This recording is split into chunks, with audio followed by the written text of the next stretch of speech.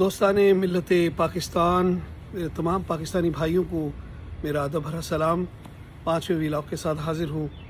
دوستو، آج میں بڑے ہی ایک کروشل موضوع پہ آپ سے بات کرنا چاہتا ہوں۔ ہمارے ہاں جو ہے نا وہ کہا جاتا ہے کہ بعض لوگ جو ہیں، ظاہر ہے ہر شخص کو اس کی کوئی نہ کوئی پارٹی کا شخص پسند ہے۔ کسی کو جناب ذوالفقار علی بھٹو یا بے نظیر بھٹو یا زرداری اور جناب بلاول اب پسند ہیں۔ کسی کو نواز شریف صاحب میں ملک کی نجات نظر آتی ہے، تو کوئی مریم نواز صاحبہ کو ملک کا نجات دہندہ سمجھتا ہے، اور کچھ لوگ جو ان میں بشمول میں بھی ہوں، عمران خان کو پاکستان کا نجات دہندہ سمجھتے ہیں۔ تو اب ہوتا کیا ہے کہ جو عمران خان کے مخالفین ہیں، وہ عمران خان کی جو ایک زندگی کا ایک چھوٹا سا ایک پہلو ہے جو کہ سیاست میں آنے سے پہلے ان کے ساتھ تھا، اور اس میں کوئی دو رائے نہیں ہے کہ وہ ایک تقریباً پلے بوائے کی ایک زندگی تھی، جس میں وہ بڑے پورے کرکٹ کی دنیا میں ایک شہزادے کی سی حیثیت رکھتے تھے۔ انہیں دنیا کا بہترین خوبصورت جو ہے وہ اسپورٹس مین کا وہ ایک خطاب دیا گیا تھا۔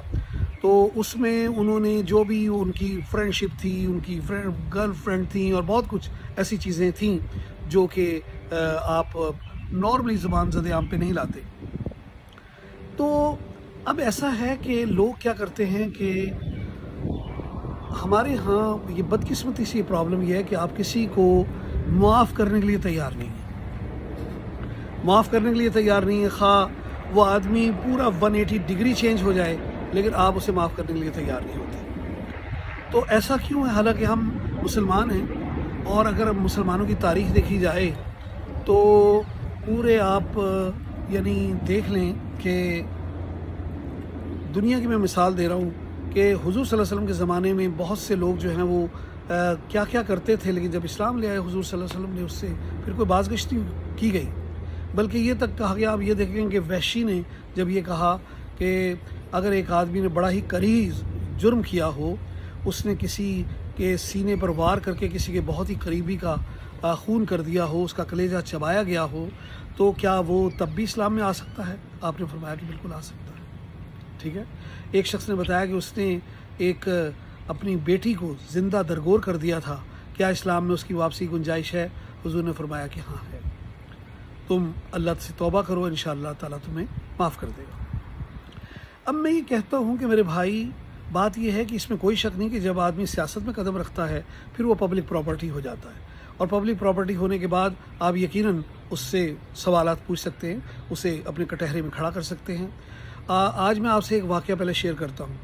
محترمہ بے نظیر بھٹو صاحبہ جو تھی، وہ پہلے یہاں امریکن ایک یونیورسٹی ہے میساچیوسٹس میں، اس میں پڑھا کرتی تھیں، بعد میں آکسفورڈ یونیورسٹی میں بھی گئیں۔ تو یہاں کی جو یونیورسٹی ہے میساچیوسٹس میں، ان کے والد وہاں کے چیئرمین بھی رہے اس تنظیم کے، اس میں بے نظیر بھٹو صاحبہ بھی رہیں، اور بے نظیر بھٹو صاحبہ نے ان دنوں کچھ ایسی پروڈکٹس کی پروموشن میں حصہ لیا جو ہمارے ہاں بہت ہی شجر ممنوعہ سمجھ لیں کہ آپ اسے تصور کر سکتے ہیں۔ وہ ان کا کالج ٹائم تھا، وہ بڑی لیبرل ٹائپ کی زندگی گزار رہی تھیں، ایک آزاد جو یہاں کے یورپی معاشرے میں جو ہماری اشرافیہ جیسی زندگی گزارتی ہیں۔ تو اس وقت ان کے ذہن میں دور دور تک ایسا نہیں تھا کہ انہوں نے سیاست میں حصہ لینا۔ پھر یہ ہوا کہ ذوالفقار علی بھٹو صاحب کو جب یہ احساس ہوا کہ جنرل ضیاء صاحب میرے پیچھے پڑے ہوئے ہیں، تو وہ میرے بیٹوں کو بھی نہیں چھوڑیں گے، تو انہوں نے سوچا کہ کیوں نہ میں اپنی بیٹی کو سیاست میں لاؤں۔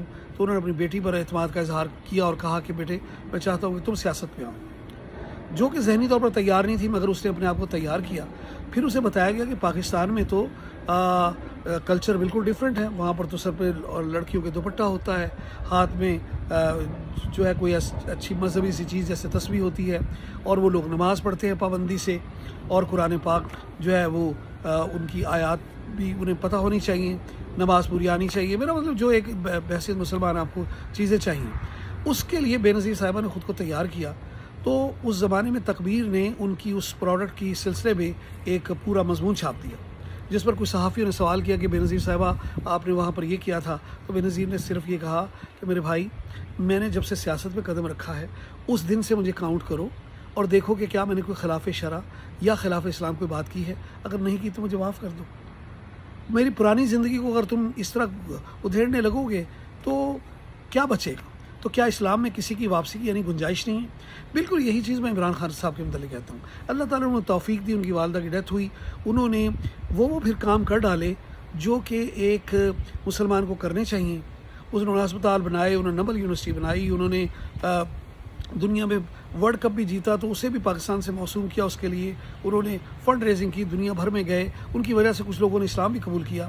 آج وہ جب یعنی اسلام کی طرف لوٹ گئے اور آج وہ دنیا کو یہ بتاتے ہیں کہ لا الہ غیرت دیتا ہے, لا الہ آپ کے اندر سے خوف ختم کر دیتا ہے, اور ایاک نعبد و ایاک نستعین 22 سال سے کنسسٹنٹلی وہ ایک ہی بات کہتے آ رہے ہیں. اور پھر وہ یہ کہتے ہیں امر بالمعروف یعنی اچھائی کے ساتھ کھڑے ہو جاؤ, برائی کے ساتھ اس کی نفی کرو, اور خود ایک دیانتدار آدمی ہے, آنیسٹ آدمی ہے. تو ایسی صورت میں ہمارے پاس کیا رہ جاتا ہے؟ کیا رہ جاتا ہے یہ کہنا کہ جی وہ تو ایسا شخص تھا, وہ اس کی وہ فلاں سے افیئر تھا, فلاں اس کی بیٹی ہے, فلاں یہ ہے, فلاں یہ ہے. میں یہ کہتا ہوں کہ یار بات یہ ہے کہ ہم مسلمان کہلاتے ہیں. ہمارے نبی نے ہمیں یہ کہا کہ اگر توبہ کر لو تو تمہارے لیے واپسی کی گنجائش ہے. ایک شخص سیاست میں آ کر بالکل تبدیل ہو گیا ملت اسلامیہ کے لیے, وہ کوشش کر رہا, اس کی تقریر کو جو اس نے UN میں کی تھی ہم نے شاید اس کی وہ قدر نہیں کی, لیکن تمام اسلامی ممالک نے اب جب کہ بھارت نے جو ہی وہاں پر اہانت رسول کے واقعات ہوئے تو تمام عرب دنیا نے بڑے فخر سے ان کی تقریر کو اپنے عربی میں ترجمہ کر کر کے دکھایا گیا. کیا یہ اعزاز کی بات نہیں؟ کیا ایک شخص آپ کے لیے وہ بریڈ فورڈ یونیورسٹی میں جب اسے ڈین بنایا گیا تو اس نے نبل یونیورسٹی کا تقاضا کیا پاکستان کے لیے, یعنی ملت پاکستان کے لیے اس کا دل تڑپتا ہے. سیاست میں آنے سے پہلے وہ پاکستان کے لیے کوشش کر رہا تھا, ورلڈ کپ اس نے جتوایا, پاکستان کا نام بلند ہوا. ٹھیک ہے, تو میرا کہنے کا مقصد یہ بوتھم سے اس نے اس کے گھر جا کے اسے مقدمے میں شکست دی, ہر ملک کو اس کے ملک میں جا کے شکست دی, کرکٹ میں بھی. تو ایسے شخص کو آپ ناپسند کرنے کی کیا وجوہات ہیں؟ میں یہ کہتا ہوں کہ اب ہمیں موقع آ گیا کہ اس کا ساتھ دیں, اور وہ ایک سچی بات کہہ رہا ہے, نہ اس پر کوئی کرپشن کا چارج. پہلی بار یہ کہا گیا کہ جی اس نے سبسڈی دی تھی, وہ سستی چیزیں کر رہا تھا, تو بھائی آپ کو حکومت گرانے کی کیا ضرورت تھی, اسے چلنے دیتے. اگر وہ برا تھا, اچھا تھا, 1 سال ہی گزارنا تھا, اس کے بعد انتخابات آ جاتے, آپ جیت جاتے. تو میں بلکہ فوجیوں کو کہوں گا براہ کرم اپنی جو آپ کی کارروائیاں ہوئی ہیں اس پر دوبارہ نظر غور یعنی نظر ثانی کریں, اور ہو سکے تو اس ساری چیز کو اسکوائر 1 پہ پلٹا دیں, کیونکہ یہ شخص ہمارے لیے ایک رحمت کا باعث بنا ہوا ہے. مسلم لیگ کے دوستوں سے بھی کہتا ہوں, باقی تمام سے بھی یہی کہتا ہوں, اور تاکہ وہ لوگ, میں کہتا ہوں کہ دیکھیں ذوالفقار علی بھٹو بہت اچھے لیڈر تھے, اس میں ان کا خود عاشق ہوں. بے نظیر بھٹو صاحبہ بھی اچھا لیڈر تھی, لیکن کیا بلاول اور زرداری ان کے پائے کے لیڈر ہیں؟ مجھے یقین ہے کہ ہر پیپلز پارٹی کا آدمی بھی یہ کہے گا نہیں, بالکل نہیں. کہاں ذوالفقار علی بھٹو, کہاں بے نظیر بھٹو, اور کہاں بلاول اور زرداری. اسی طرح کیا قائد اعظم کے مقابل میں آپ نواز شریف صاحب کو لا سکتے ہیں؟ میں کہتا ہوں آپ فوراً کہیں گے نعوذ باللہ, ایسا نہیں ہو سکتا. کیا مریم نواز شریف صاحبہ جو جھوٹ اتنی یعنی تواتر سے بولتی ہیں, تو کیا کیلیبری فونڈ یہ وہ کتنی چیزیں یار بیان کروں, تو کیا آپ چاہیں گے کہ یار یہ قائد اعظم کی یعنی پارٹی کی وراثت سنبھالے؟ کیا حمزہ شریف میں یہ صلاحیت ہے؟ کیا شہباز شریف جو بیگرز آر ناٹ چوزرز کہتے ہیں, کیا یہ ہمارے قائد اعظم کی وراثت کے امین ہوں گے؟ میرے خیال میں دوستو آپ کو دوبارہ دل کھول کے سوچنے کی ضرورت ہے کہ ہمارے لیے ابھی فی الحال ایک ہی لیڈرشپ ہے, اور وہ ہے عمران خان کی. اس کا ہاتھ مضبوط کریں تاکہ پاکستان جو عالم اسلام میں سر فخر سے اٹھا کر جی سکے. جس نے اپنے لباس کو بڑے فخر سے دنیا کے سامنے پیش کیا, جو اپنی چپل لیے ہر جگہ چلا جاتا ہے, اسے کوئی ڈر نہیں, کوئی خوف نہیں, اس لیے, اور اس کے اندر وقار ہے, ہر جگہ جا کے پاکستان کا مقدمہ پیش کر سکتا ہے. بھارت کے ساتھ اس نے بات نہیں کی کہ جب تک تم یہ واپس کشمیر کی صورتحال کو نہیں کرو گے تم سے بات نہیں ہوگی. ہماری یہ حکومت تو ابھی سے پر تول رہی ہے. اسرائیل میں ڈیلیگیشن اس طرح نہیں جا رہے جیسے اب اس دور میں گئے ہیں.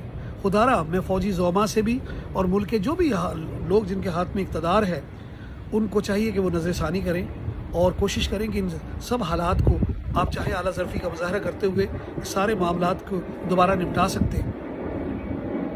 وما علینا الا البلاغ. دوستو چھٹے ولاگ کے ذریعے پھر